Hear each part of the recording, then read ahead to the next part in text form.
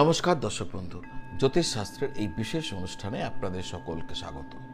দর্শক বন্ধু, আজকের আলোচনা আপনার বিবাহ নিয়ে বা বিবাহিত জীবন নিয়ে, অর্থাৎ একটি ব্যক্তির বিবাহ এবং বিবাহিত জীবনকে নিয়ে আজকে আমার আলোচনা।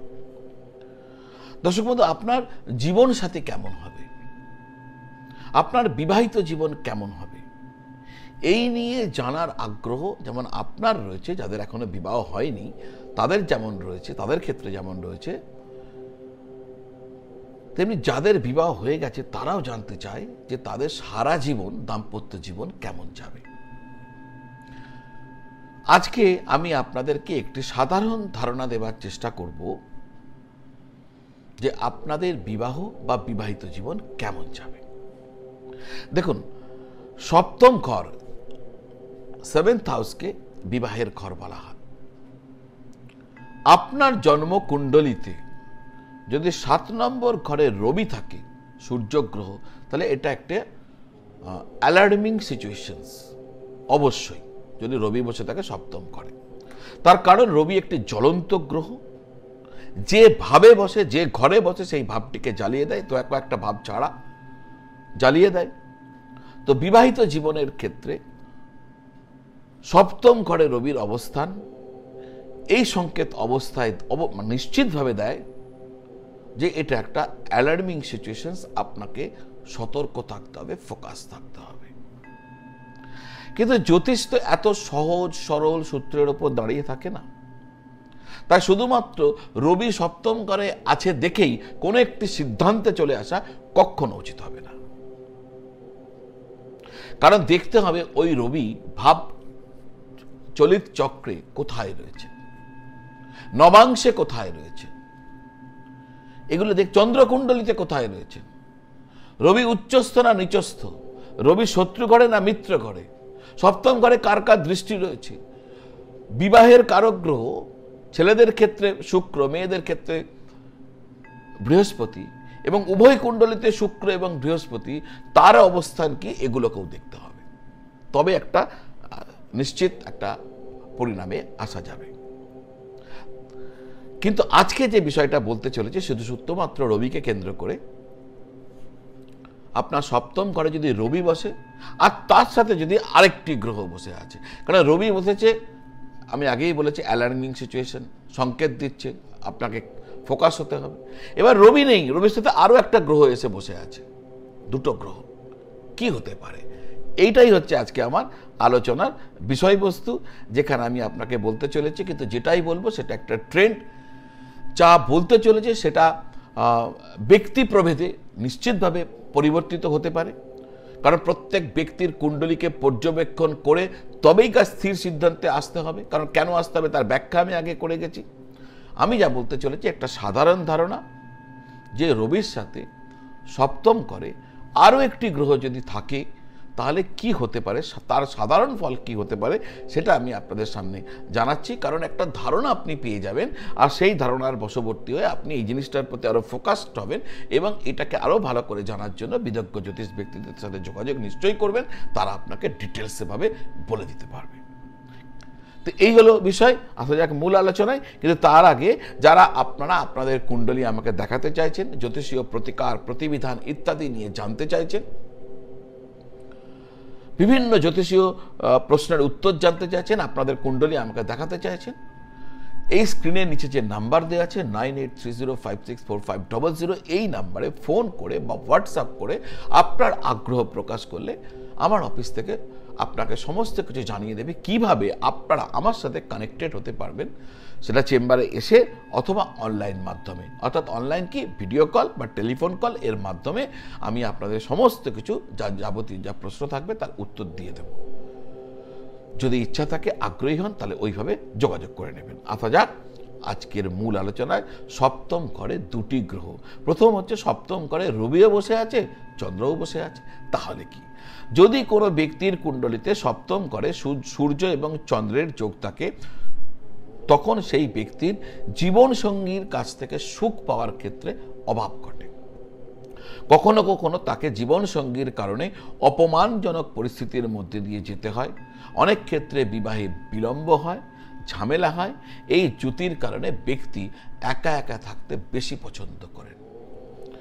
সপ্তম ঘরে সূর্য এবং মঙ্গল, দেখুন সপ্তম ঘরে যখনই মঙ্গল ঢুকছে না, তখনই কিন্তু আপনি মাঙ্গলিক হচ্ছেন, এটাকেও মনে রাখতে হবে। সাধারণ সূত্র, সূর্য এবং মঙ্গল উভয় যখন সপ্তম ঘরে একত্রে অবস্থান করে, তখন সেই ব্যক্তিকে বিবাহের পর কিছু সময়ের জন্য বা চিরকালীনভাবে তার স্ত্রীর থেকে বিচ্ছিন্ন হবার মতন পরিস্থিতির সম্মুখীন হতে হয়। সপ্তমভাবে মঙ্গল প্রবল মাঙ্গলিক যোগ তৈরি করে। এই যোগ উভয়ের মধ্যে একটা পার্থক্য বাড়ানোর একটা ক্ষেত্রে একটা নির্ণায়ক ভূমিকা নেয়। এই জ্যোতির কারণে বিবাহিত জীবনে সুখী হওয়ার ক্ষেত্রে বাধা ঘটে। এই যোগের কারণে অনেক সময় দেখা গেছে বিবাহের ক্ষেত্রে বিলম্বও ঘটে। সপ্তম ঘরে সূর্য এবং বুধ, যখন সপ্তম ঘরে সূর্য এবং বুধ অবস্থান করে, তখন ওই ব্যক্তির স্ত্রীর পক্ষ থেকে ধন সম্পদ লাভের একটি উচ্চ আকাঙ্ক্ষা মনের মধ্যে এসে বাসা বাঁধে। রাশিচক্রে সূর্য ও বুধ শক্তিশালী অবস্থানে থাকলে বা শুভ গ্রহের প্রভাবে থাকলে ব্যক্তির জীবন সঙ্গিনী অত্যন্ত ভালো হন, এই সম্ভাবনায় থাকে। তিনি চতুর হন, বুদ্ধিমান হন, তিনি ধৈর্য এবং চতুরতার সাথে জীবনের সমস্ত প্রতিকূল পরিস্থিতিকে সামলাতে পারেন। সপ্তম ঘরে, এবার বলছে সপ্তম ঘরে সূর্য এবং বৃহস্পতি, যদি কোনো ব্যক্তির কুণ্ডলিতে বিবাহের ঘরে সূর্য এবং বৃহস্পতি দুজনেই থাকছে, উভয় যোগ উভয়ই রয়েছে, তাহলে সেই ব্যক্তি তার জীবন সঙ্গিনীর নিয়ন্ত্রণে বেশিরভাগ সময় থাকে। জীবন সঙ্গী বা সঙ্গিনী তাকে নিয়ন্ত্রণ করে, তার বশে থাকে। জীবন সঙ্গী ওই ব্যক্তির ওপর বেশি প্রভাব বিস্তার করে থাকে। জীবন সঙ্গী বা সঙ্গিনী তিনি গহনাপত্র কিনতে একটু বেশি আগ্রহী হয়ে থাকেন। এই যোগের কারণে তার সম্পদ বৃদ্ধি পায়। এই যোগের কারণে একজন ব্যক্তির জীবন সঙ্গী ধর্মের প্রতি বেশি আকৃষ্ট হয়ে পড়েন। আর হ্যাঁ, এরা কিন্তু মানে জীবন সঙ্গী বা সঙ্গিনী তারা কিন্তু মানুষকে খুব ভালো কাউন্সেলিং করতে পারেন, তাদের পরামর্শ মানুষকে উপকৃত করে। সপ্তম ঘরে সূর্য এবং শুক্র, ব্যক্তির যদি সপ্তম ঘরে সূর্য আর শুক্র আছে, তাহলে ব্যক্তির জীবন সঙ্গী লম্বা হয়। আচ্ছা, সঙ্গী এই যে বলছি না, এটা ছেলেদের ক্ষেত্রে মেয়ে, মেয়েদের ক্ষেত্রে ছেলে, তো এইভাবে আপনারা ধরে নেবেন। সপ্তম ঘরে সূর্য শুক্র, জীবন সঙ্গী লম্বা হয়। ছেলেদের ক্ষেত্রে তার পত্নী ভ্রমণে বেশি আগ্রহী হয়ে ওঠে। এই ধরনের ব্যক্তিরা ভাগ্যবান জীবন সঙ্গী পান।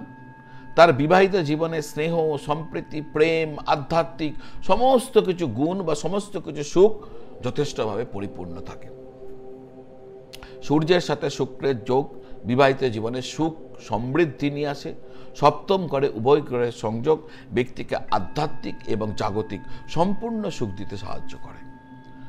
এবার দেখা যাক সপ্তম ঘরে সূর্য এবং শনি। সপ্তম ঘরে সূর্য ও শনি কোনো ব্যক্তির যখন একত্রে অবস্থান করে সপ্তম ঘরে, তখন সেই ব্যক্তি তার জীবন সঙ্গীর কাছ থেকে সহযোগ পাওয়ার ক্ষেত্রে বাধার সম্মুখীন হন। তার সঙ্গী তাকে তেমনভাবে সাপোর্ট করেন না, ফলে ব্যক্তির বিবাহিত জীবন অসুখী হয়। এই যোগকে বিবাহিত জীবনের জন্য খুব একটা ভালো যোগ বলে মনে করা হয় না। এই যোগে স্বামী স্ত্রীর দাম্পত্য জীবনকে অসন্তুলিত করে তোলে।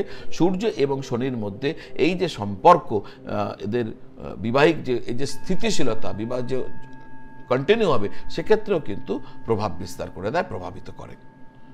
সপ্তম ঘরে সূর্য এবং রাহু, এই যোগ বিবাহিত জীবনের মতভেদ সম্ভাবনাকে বাড়িয়ে দেয়। সম্পর্কের মধ্যে বিভ্রমতা, ছল, কপটতা এ সমস্ত কিছু নিয়ে আসতে পারে। ব্যক্তিকে তার দাম্পত্য জীবনের ক্ষেত্রে সৎ থাকতে হবে, না হলে কিন্তু সমস্যা বাড়বে। তো দর্শক বন্ধু, এই যে দুটো গ্রহ, সপ্তম ভাব আমি আগেই বলেছি বিবাহের ঘর, এখান থেকে বিবাহ বিচার হয়। তো সপ্তম ঘরে যদি সূর্য থাকে তাহলে একটা অ্যালার্মিং, তার সঙ্গে যখন দুটো গ্রহ বসে কি হয় আমি একটা সাধারণ ধ্যান ধারণা দিলাম, কিন্তু আবার বলবো পরিশেষে যে এটি ব্যক্তির জন্মকুণ্ডলী অনুযায়ী ব্যক্তি ভেদে এর প্রভেদ ঘটবে, পরিবর্তন হবে, এটা নিশ্চিত। আর শুধুমাত্র রবি কুণ্ডলিতে বসে আছে বলেই কিন্তু এগুলো ঘটবে, এত স্থির নিশ্চিত সিদ্ধান্তে আসবেন না, কারণ ভাবচলিত চক্র কি চন্দ্রকুণ্ডলিতে কোথায়, নবাংশ কুণ্ডলিতে কোথায় শনি এই শুক্র এই যে সূর্য বসে আছেন, তিনি উচ্চস্থ না নিচস্থ, শত্রুস্থ না মিত্রস্থ, এবং তার ডিগ্রি কত, অনেকগুলো ফ্যাক্টস কিন্তু ভালো করে দেখার পরে কোনো স্থির নির্ণয়ে আসা উচিত। আমি একটা ট্রেন্ড বলেছি, এই ট্রেন্ডটাকে যদি আপনাদের জীবনে আপনাদের ক্ষেত্রে ঘটছে বা আছে, হ্যাঁ আমার সপ্তমভাবে রবি আছে, তাহলে আপনি একটু ফোকাস হন আর এই বিষয়ে আরেকটু ভালো করে জানার জন্য যারা এই নিয়ে কাজ করছেন, বিদগ্ধ জ্যোতিষ পণ্ডিত ব্যক্তিত্ব, তাদের সাথে যোগাযোগ করুন, প্রয়োজনে আমার সাথেও যোগাযোগ করতে পারেন। তো দর্শক বন্ধু, আজ এই পর্যন্ত। কন্টেন্ট ভালো লাগলে যারা এখনও চ্যানেলটি সাবস্ক্রাইব করেননি, আমার বিনম্র নিবেদন চ্যানেলটি সাবস্ক্রাইব করে বেল আইকন প্রেস করে দেবেন। আত্মীয় বন্ধু বান্ধবদের সাথে এই ভিডিওকে শেয়ার করবেন, তাদের এই তথ্য কাজে লাগতে পারে। আর হ্যাঁ, লাইক করবেন, কমেন্ট করবেন। আপনারা সকলে ভালো থাকুন, সকলকে ভালো রাখুন। নমস্কার।